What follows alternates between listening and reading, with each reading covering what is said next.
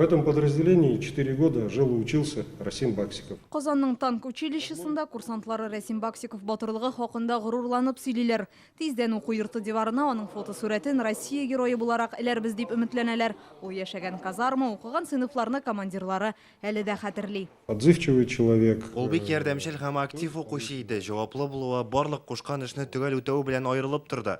Дәресләр вакытында танкларны техник яктан аннан да яхшы белүче булдым икән. Шуңа күрә шундый котлаулы хәлгә юлыккач та югалып калмаган. 80 техники, а у нас там один Алёша. Менә ул көн Украина кораллы көчләренең 2 танкы, 6 хәрби машинасына безнең нибары 1 танк экипажы каршы чыккан. Ул көрәш 40 минут дәвам итә. Нәтиҗәдә безнең Алёша исеме белән эшләүче танк экипажы каршы як техникасын тормар итә. Время переживать и эмоционально как-то переживать там уже нету. Андый вакытта куркып торырга вакыт юк. Хис кичерешләргә ирек бирмисең, иң мөһиме эшеңне төгәл һәм оста итеп башкару. Ул батырлык тарихы очраклылыклардан тора. Хәлиткеч көрәш алдыннан танкның йөртүчесе яралана. Аның урынына ашыгыч рәвештә танк командиры Расим Баксиков күчеп утыра. Курку белмәс якташыбыз Татарстанның Алексеевск районы Биләр авылы егете. 2010 елда Казанның танк училищесын тәмамлап, ерак көнчыгышка хезмәт итәргә китә.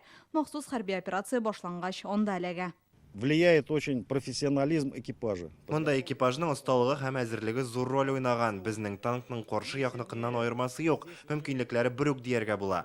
Бары тик безнең егетләр аның белән яхшырак идарә иткән. Расим Баксиков һәм аның белән 1 танкта булган хәрбиләрне Россия геройлары исеменә тәкъдим иттеләр. Инзилә Хөсәйнова, Данил Филатов, Яңа гасыр каналы.